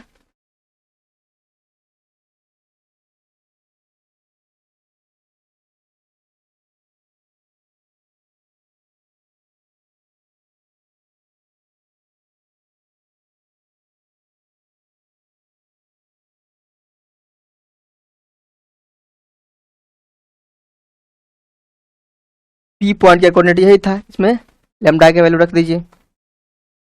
पुट लैम्डा का वैल्यू यदि 0 पुट करते हैं तो पॉइंट का कोऑर्डिनेट हो जाता है आपका -2 -1 और 3। यदि 2 पुट करते हैं लैम्डा का वैल्यू तो इसका कोऑर्डिनेट हो जाता है, देखिए 6 हो गया, 6 में से 2 गया तो आपका 4 हो गया, तो 4 हो गया, अब 4 - 1 3 हो गया, और 4 + 3 7 हो गया। तो ये दोनों पॉइंट निकला आपका, दोनों पॉइंट के लिए दोनों पॉइंट के बीच की दूरी 5 यूनिट होगा। तो ये दोनों आंसर हो गया आपका रिक्वायर्ड आंसर। रिक्वायर्ड पॉइंट, इसी पॉइंट को हमें फाइंड करना था, रिक्वायर्ड पॉइंट हो गया। ओके, इस प्रकार से आप इस क्वेश्चन को आप सॉल्व कर लिए। तो अब चलते हैं नेक्स्ट क्वेश्चन की ओर। देखिए 13 नंबर क्वेश्चन देख लीजिए। Find the equation of the perpendicular from the point. इस पॉइंट से परपेंडिकुलर डाला गया है इस लाइन पर, इस पॉइंट से परपेंडिकुलर डाला गया है इस पॉइंट पर, ठीक ना। जैसे इस लाइन पर, ऐसे एक लाइन है आपको दिया गया, ये लाइन है और ये पॉइंट है, इस पॉइंट का नाम ए रखा गया है, 3 -1 और 11। इस पॉइंट से यहाँ पर परपेंडिकुलर डाला गया। ओके, तो देखिए क्या कहा जा रहा है, इक्वेशन कहता है परपेंडिकुलर, इस लाइन का इक्वेशन निकालना है मुझे। ओके, इस लाइन का इक्वेशन निकालना है और ये लाइन का इक्वेशन दिया गया है, इस लाइन का इक्वेशन मुझे दिया गया है।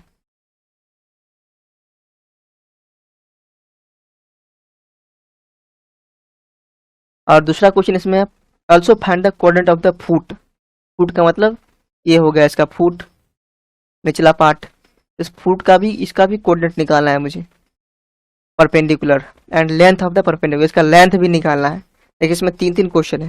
जैसे पहले परपेंडिकुलर का इक्वेशन निकालना है और इस फुट का कोऑर्डिनेट निकालना है और इस परपेंडिकुलर का लेंथ भी निकालना है। तो लेंथ निकालने के लिए डिस्टेंस फॉर्मूला का यूज कर लेंगे। इस पॉइंट को कैसे निकालते थे तो अभी देखे, अभी जस्ट पीछे वाले क्वेश्चन में इस पॉइंट को कैसे निकाला जाता है।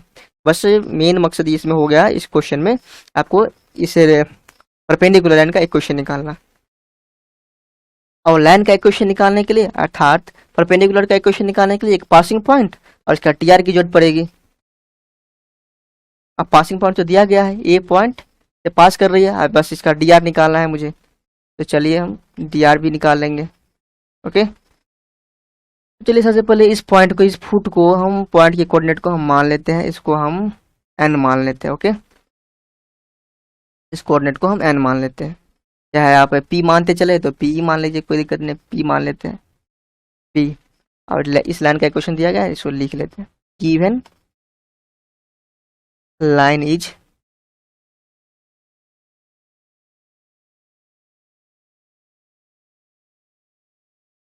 z-3/4, इसको हम मान लेते हैं लेमडा के इक्वल, फर्स्ट लाइन। चलिए इस पर हम जनरल पॉइंट निकाल लेते हैं, कोई भी पॉइंट होगा तो इसी फॉर्म में होगा। इस पॉइंट को हम जनरल पॉइंट p के फॉर्म में माने तो p ही मान लेते हैं हम। p पॉइंट का कोऑर्डिनेट इस प्रकार के होंगे, क्योंकि p पॉइंट भी तो इसी लाइन पर है, कोई भी पॉइंट होता है तो इसी फॉर्म में होगा, तो p पॉइंट भी तो इसी लाइन पर है, तो इसी p पॉइंट के कोऑर्डिनेट हम मान लेते हैं, यही हुआ।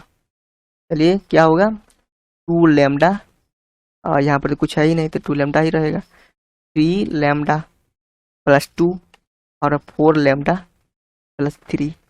ओके, तो p पॉइंट के कोऑर्डिनेट इसी फॉर्म में होंगे। ओके, और a पॉइंट का कोऑर्डिनेट तो दिया गया है। चलिए AP लाइन का dr निकाल लीजिए, dr ऑफ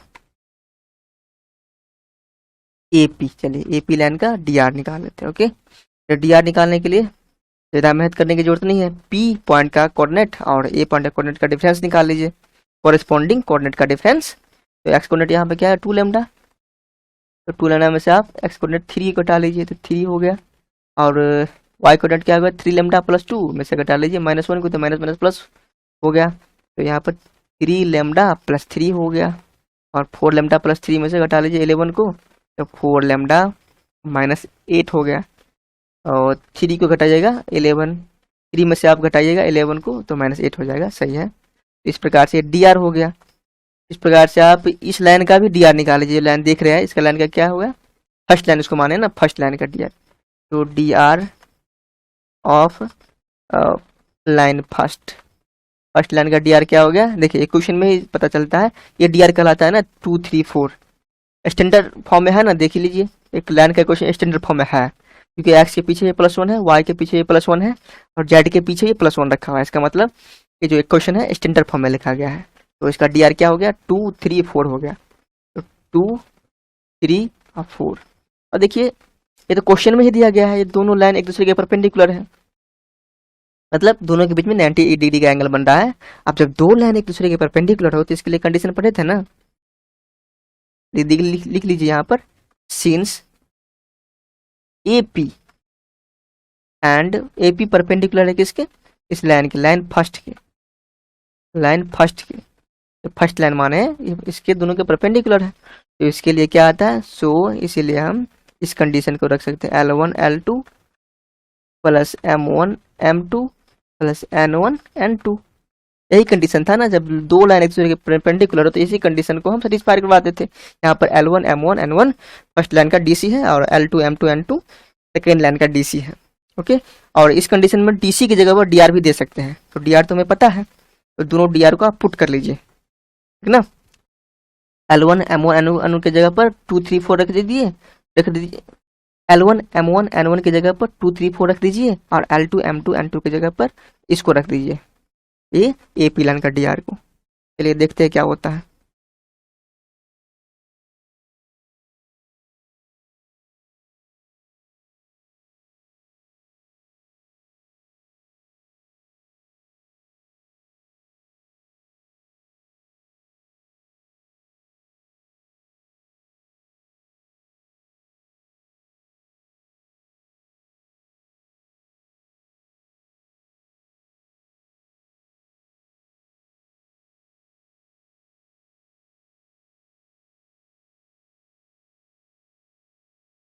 इस प्रकार से आप रख लीजिए, और देखिए इसको कैलकुलेट कीजिए, तो सिंप्लीफाई करके देखिए क्या निकलता है, तो 4 lambda -6, 9 lambda plus 9, 16 lambda -32 equal to 0। Lambda lambda lambda को ऐड कर लीजिए आप, तो 13 हो गया, और यहाँ पर 16 है तो 29 हो गए, 29 लैम्डा, और क्वेश्चन वाले को ऐड कीजिए, तो यहाँ पर -6 और 9 को ऐड कीजिएगा तो -3 +3 हो जाएगा, और +3 को आप -32 के साथ ऐड कीजिएगा तो -29 हो जाएगा, -29 हो जाएगा। इस प्रकार से आप 29 लैम्डा इक्वल टू 29 हो गया।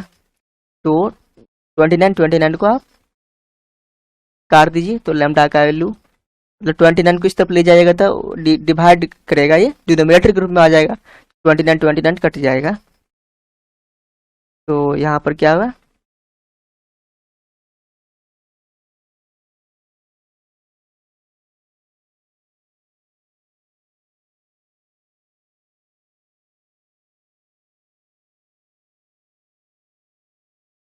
और तो यहाँ पर देखिए 29, तो यहाँ पर देखिए 29 वन जा 1 हो गया।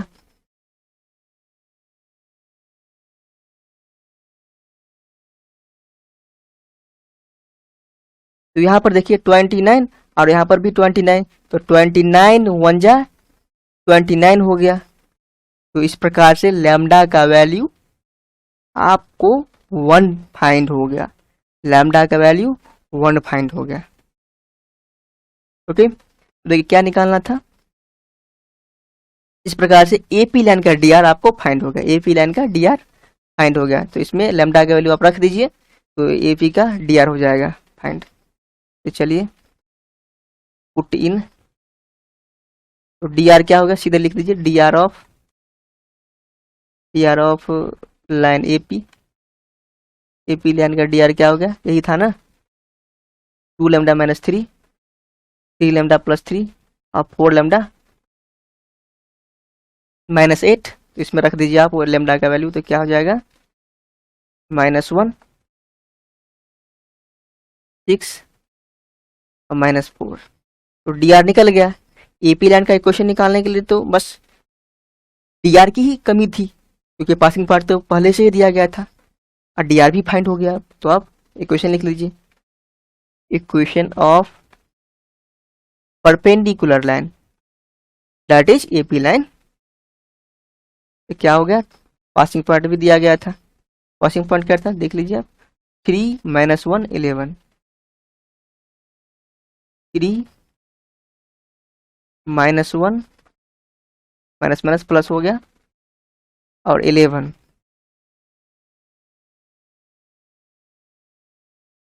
तो -11 हो गया। और डीआर क्या है देखिए, -1, 6 और -4।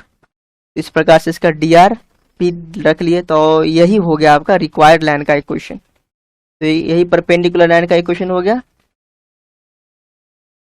तो आंसर हो गया आपका यही परपेंडिकुलर लाइन का इक्वेशन आप निकाल चुके हैं। तो बस इसका फुट निकाल लीजिए आप। फुट का मतलब क्या, देखिए पी पॉइंट का कोऑर्डिनेट, पी पॉइंट का कोऑर्डिनेट, बस पी पॉइंट के कोऑर्डिनेट में रख लीजिए इसका वैल्यू।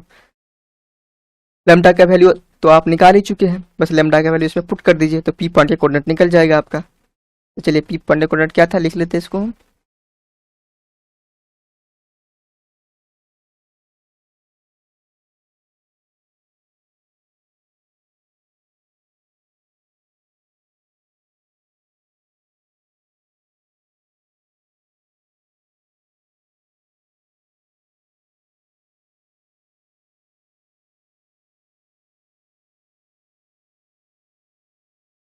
पी पॉइंट का कोऑर्डिनेट यही था, इसमें रख लीजिए आप लेमडा का वैल्यू 1 था।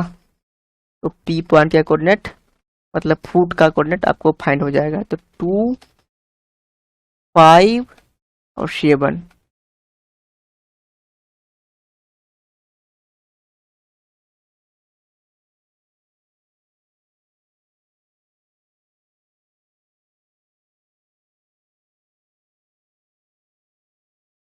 This is the foot of perpendicular line, यही परपेंडिकुलर लाइन का फुट हो गया। तो चलिए 2 चीज निकल गया, आपको लेंथ निकालना है, एपी का लेंथ निकालना है। तो इसके लिए डिस्टेंस फॉर्मूला का यूज कर लीजिए, एंड लिख लीजिए, डिस्टेंस फॉर्मूला का यूज कर लीजिए।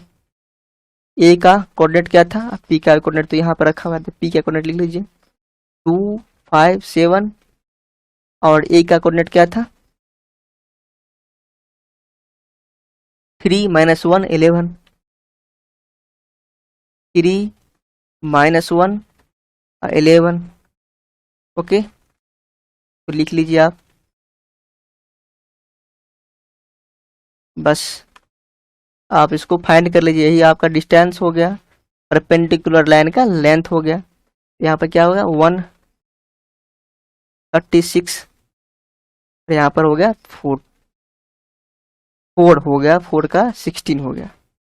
ओके, तो यहाँ पर हो गया आपका 16 और 1 17 हो गया, 17 को ऐड कीजिएगा 36 के साथ, तो हो जाएगा 3 और 5, तो 53 हो जाएगा।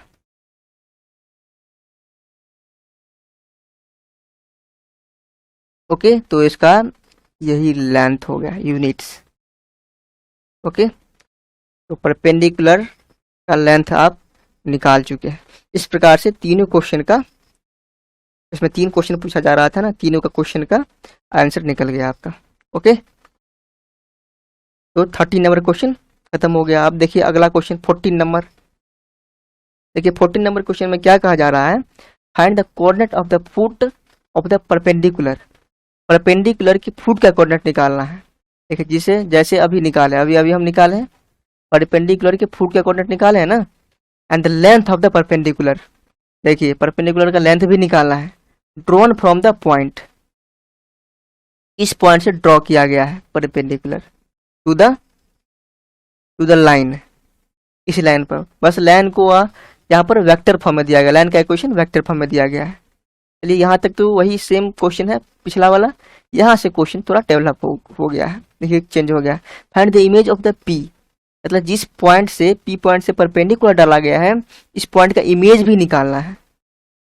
ओके, तो इमेज निकालना है, यहाँ पे एक एक्स्ट्रा आ गया, चलिए बता देते हैं। तो ये लाइन दिया गया है, एक लाइन मान लीजिए आप, यही लाइन दिया गया है। ओके, इस लाइन पर इस पी पॉइंट से परपेंडिकुलर डाला गया है, 5, 4 और 2 पॉइंट से परपेंडिकुलर डाला गया है। मान लेते हैं यहाँ पर डाला गया है पॉइंट, इस पॉइंट को हम ये मान लेते हैं, ये मान लेते हैं। इस लाइन का क्वेश्चन दिया गया है।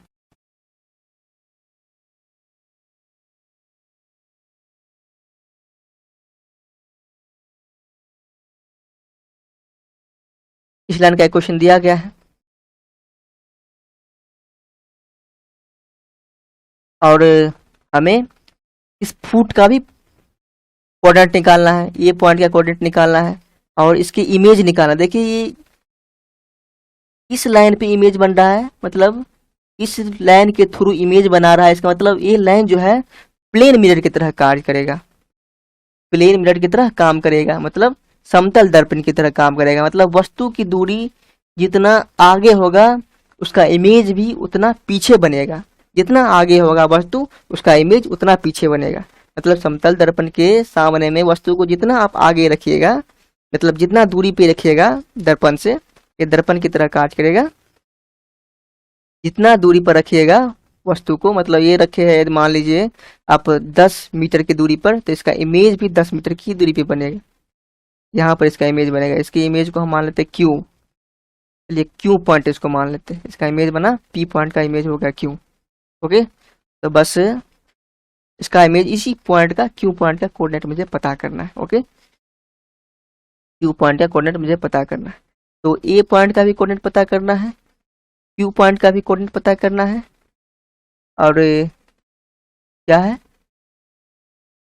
इक्वेशन भी निकालना है परपेंडिकुलर का। क्या देख लेते हैं, coordinate of the foot, foot का कोऑर्डिनेट मतलब ए पॉइंट का कोऑर्डिनेट निकालना है मुझे, और लेंथ ऑफ द परपेंडिकुलर, इसका लेंथ मतलब पी ए का लंबाई निकालना है, पी ए का लंबाई निकालना है, इक्वेशन नहीं निकालना है इसमें। ओके, तो पी ए मतलब परपेंडिकुलर लाइन का इक्वेशन नहीं निकालना है। चलिए कोई बात नहीं, तो ये लाइन जो दिया गया है ना, इसको लिख लेते हैं। गिवन लाइन इज, तो लाइन लिख लीजिए, गिवन लाइन इज, इस प्रकार से लाइन हुआ। इस पर आप जनरल पॉइंट निकाल लीजिए, मतलब इस लाइन पर कोई भी, इसको फर्स्ट लाइन मान लीजिए, इस लाइन पर कोई भी पॉइंट हो तो इसी फॉर्म में होंगे। और इस लाइन पर एक पॉइंट हम मान चुके हैं ए, चलिए उस पॉइंट को हम ए मान लेते हैं। तो ए पॉइंट का जनरल फॉर्म क्या होगा देख लीजिए, यहाँ पर आप -1 है ना, तो -1 और 2 लेमडा है, तो लेमडा तो इस वेक्टर का स्केलर है, मतलब इस वेक्टर को स्केलिंग करने के लिए लेमडा का यूज किया गया है, तो लेमडा आप नहीं लीजिए, आर ले लीजिए, आप 2r ले लीजिए लेमडा की जगह पर। और y कोऑर्डिनेट हो जाएगा 3 और 3 लेमडा मतलब 3r, और z कोऑर्डिनेट हो जाएगा 1 -1 लेमडा। ओके, तो ए पॉइंट का कोऑर्डिनेट इस फॉर्म में होंगे। कोई भी पॉइंट हो इस लाइन पर, कोई भी पॉइंट हो जो लाइन दिया गया है, वो पॉइंट इसी फॉर्म में होंगे। तो ये पॉइंट भी तो इसी लाइन पर है, ये पॉइंट का भी कोऑर्डिनेट हम निकाले इसी फॉर्म में। तो सबसे पहले हम इसी पॉइंट को हम निकाल लेते हैं। ओके, तो सबसे पहले हम डी आर निकाल लेते हैं, पी ए का, D R of P A, तो कोऑर्डिनेट का डिफरेंस हो जाएगा। तो ए का कोऑर्डिनेट क्या है, ये है, इसमें से आप 5 क्यू कटा लीजिए, तो 2r -1 में से 5 क्यू कटाएगा तो 2r -6 हो जाएगा, और इसमें से आप 4 क्यू घटाइएगा तो 3r -1 हो गया, और 1 माइनस लेमडा में से आप 2 को घटाइएगा तो 1 माइनस लेमडा में से 2 के घटाने से -1 हो जाएगा, तो माइनस लेमडा -1, यही डी आर हो गया। और इस लाइन का डी आर तो दिया गया है, देखिए लाइन का डी आर दिया गया, D R of line first, line माने ना लाइन फर्स्ट, क्योंकि देखिए इसी लाइन का क्वेश्चन वेक्टर फॉर्म में दिया गया है, तो पहला जो होता है पासिंग पॉइंट का पोजीशन वेक्टर होता है, दूसरा जो होता है लेमडा के साथ जो लगा हुआ है ये पैरेलल वेक्टर होता है। तो और पैरेलल जो हो गया फर्स्ट लाइन के पैरेलल हो गया, तो पैरेलल वेक्टर जो होता है उसका डी आर और इसी फर्स्ट लाइन का डी आर सेम होगा, मतलब कोई भी दो लाइन पैरेलल हो तो दोनों का डी आर सेम होता है, तो बस इसी वेक्टर का डी आर जो होगा इस फर्स्ट का भी डी आर हो जाएगा। ओके, तो फर्स्ट इस पैरेलल वेक्टर का डी आर क्या है, 2 3 -1 है, तो यही 2 3 -1 इस फर्स्ट लाइन का भी डी आर हो जाएगा। इस प्रकार से हम इस फर्स्ट लाइन इस लाइन का भी डी आर निकाल लिए हम, यहाँ पर लाइन था तो इस लाइन का भी डी आर निकाल लिए, और इस लाइन परपेंडिकुलर लाइन का भी डी आर निकल गया। ओके, तो चलिए अब दोनों लाइन एक दूसरे के बीच में 90 डिग्री का एंगल बनाती है, और दोनों एक दूसरे के परपेंडिकुलर है ना लाइन ये, तो इसलिए इस कंडीशन को सेट कर लीजिए। सिंस लिख लीजिए यहाँ पर, since P A line and first line perpendicular to each other,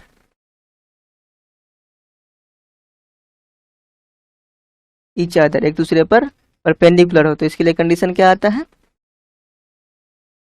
2 और 2r -6 को गुना कर लीजिए 3, और 3r -1 को गुना कर लीजिए -1, और माइनस लेमडा -1 को मल्टीप्लाई कर लीजिए, इक्वल टू 0 कर दीजिए, जैसे हम पिछले क्वेश्चन में किए थे। तो 4r -12 हो गया, यहाँ पर 9r -3 हो गया, यहाँ पर प्लस लेमडा +1 हो गया। ओके ना, ये क्यों इमेज था, यहाँ पर देखिए पिक्चर मिट चुका है, तो पिक्चर तो हम समझा ही दिए थे, ठीक है ना। ये क्यों इमेज हो गया, पी पॉइंट का इमेज, इसको हम ए पॉइंट, मतलब ए पॉइंट जो हो गया ना मिड पॉइंट हो गया, क्योंकि ए पॉइंट से इसका भी दूरी इतना है जितना है ए से पी के बीच की दूरी जितना है, और उतना ही दूरी ए से क्यू के बीच में होगा, क्योंकि समतल दर्पण का तो नियम ही होता है ना, समतल दर्पण का नियम ही होता है, वस्तु को जितना आगे रखे, जितना दूरी पर हम आगे रखें उतना ही दूरी पर पीछे बनेगा। तो मान लीजिए 10 मीटर की दूरी पर है, तो ये भी 10 मीटर की दूरी पर हो गया, मतलब ए पॉइंट जो हो गया मिड पॉइंट हो गया ना, ए पॉइंट जो हो गया मिड पॉइंट हो गया। ओके, इस पिक्चर को ठीक से आप दिखा लीजिए, ठीक है, इस पिक्चर को आप ठीक से लिख ही लीजिए, यहाँ पे ज़्यादा अति हो चुका था, इस पॉइंट को आप लिख लीजिए, पी पॉइंट था 5 4 2, इस लाइन पर परपेंडिकुलर था, और इस पर ये पॉइंट था और ये क्यू इसका इमेज था। जितना दूरी ये होगा उतना दूरी ये भी होगा ए पॉइंट से। तो ये हो गया मिड पॉइंट। इसी मिड पॉइंट के कंसेप्ट को यूज करेंगे हम। ओके, तो चलिए वहाँ हम छोड़ देते हैं, यहाँ पर बात करते हैं। देखिए आर क्या हो गया,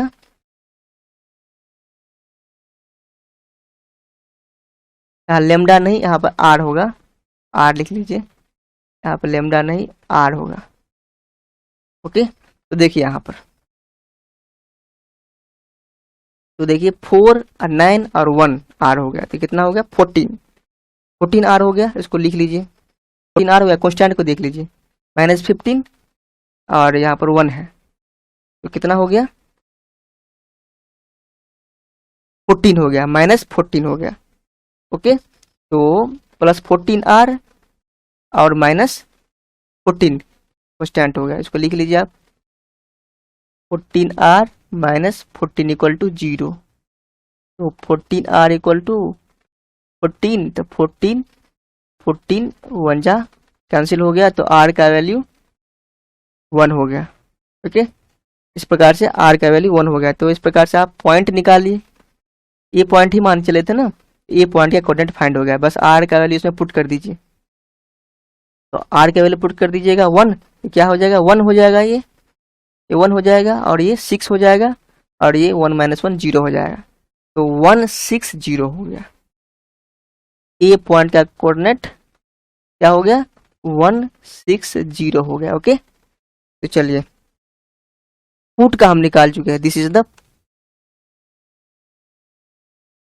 फुट ऑफ परपेंडिकुलर लाइन।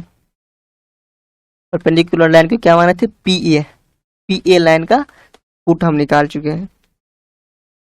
चलिए एक क्वेश्चन तो सॉल्व हो गया और दूसरा इसमें क्या था,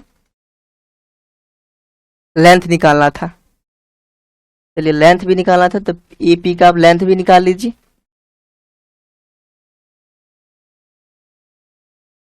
तो ए कोऑर्डिनेट हो गया 160 और पी कोऑर्डिनेट क्या है, देखिए पी कोऑर्डिनेट को 5 4 2 5 4 2 5 4 और 2। ओके, डिस्टेंस फार्मूला यूज कर रहे हैं हम। चलिए कितना हो गया, यहाँ 16 हो गया, यहाँ पर 4 हो गया, यहाँ पर 4 हो गया। तो 4 4 8 24 हो गया।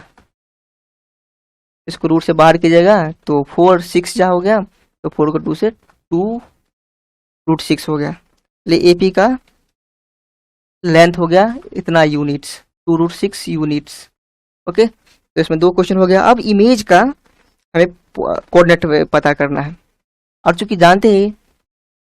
हम जानते हैं ए पॉइंट जो हो गया आपका मिड पॉइंट हो गया। चलिए इसको हम यूज कर लेते हैं। सिंस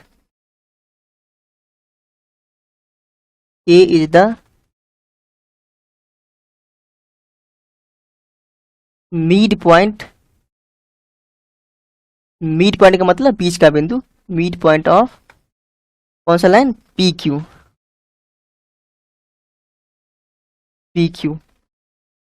तो अब ए का कोऑर्डिनेट क्या हो जाएगा, ए का कोऑर्डिनेट मिड पॉइंट का कोऑर्डिनेट क्या होता है, अब दोनों कोऑर्डिनेट को ऐड कर लीजिए, 2 से डिवाइड कर दीजिए, यही होता है ना, दोनों कोरेस्पॉन्डिंग कोऑर्डिनेट को ऐड कर लीजिए।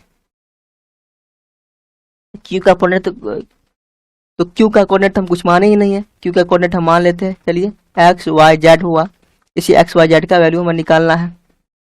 चलिए तो एक्स को आप 5 को ऐड कर लीजिए एक्स कोऑर्डिनेट निकालने के लिए, वाई कोऑर्डिनेट निकालने के लिए 4 और वाई को ऐड कर लीजिए, इसमें 2 से डिवाइड कर दीजिए क्योंकि मिड पॉइंट का कोऑर्डिनेट निकालना है मुझे। चलिए 5 4 और 2 है, यहाँ पर लिख लेते हैं 5 4 और 2। 5 को x के साथ ऐड कर लीजिए, 4 को y के साथ और 2 को z के साथ, इसमें 2 से डिवाइड कर दीजिए। यही मिड पॉइंट का कोऑर्डिनेट हो जाएगा। मिड पॉइंट ए है ना, तो ए पॉइंट का कोऑर्डिनेट हो जाएगा। ए पॉइंट का कोऑर्डिनेट हम पहले ही निकाल चुके हैं, देखिए बस यहाँ पर वैल्यू रख दीजिए। ए पॉइंट कोऑर्डिनेट 160 है, देख रहे हैं ना यहाँ पर देखिए 160, तो 160 होगा ए पॉइंट कोऑर्डिनेट। यहाँ पर 2 है, 5x 5 + x/2, 4 + y/2 और z + 2 + z है /2। अब फर्स्ट पॉइंट को फर्स्ट पॉइंट के साथ कोऑर्डिनेट कर दीजिए और सेकंड कोऑर्डिनेट को सेकंड कोऑर्डिनेट के साथ इक्वेट कर दीजिए, थर्ड कोऑर्डिनेट को थर्ड कोऑर्डिनेट के साथ इक्वेट कर दीजिए। तो 5 + x/2 इक्वल हो गया 1 के, 4 + y/2 इक्वल हो गया 6 के, और 2 + z/2 इक्वल हो गया 0 के। देखिए x का वैल्यू निकल गया, 2 को इस तरफ ले जाएगा, 5 को इस तरफ, तो -5 हो जाएगा। 2 में से 5 गया तो 2 - 5 हो गया आपका -3। y का वैल्यू हो गया 12 - 4 इक्वल टू 8। z का वैल्यू हो गया, इसको ले जाएगा तो 0 के साथ मल्टीप्लाई होकर 0 हो जाएगा, -2 हो जाएगा, z का वैल्यू -2। इस प्रकार से इमेज का कोऑर्डिनेट क्या हो गया, क्यू का कोऑर्डिनेट x माने थे हम तो -3, y माने थे तो y का वैल्यू 8 और z जो माने थे तो -2। तो इमेज का कोऑर्डिनेट यही हो गया। ओके, इस प्रकार से हम इमेज का भी कोऑर्डिनेट फाइंड कर लिए। ओके, तो नेक्स्ट क्वेश्चन देखिए यहाँ पर 15 number, find the image of the point.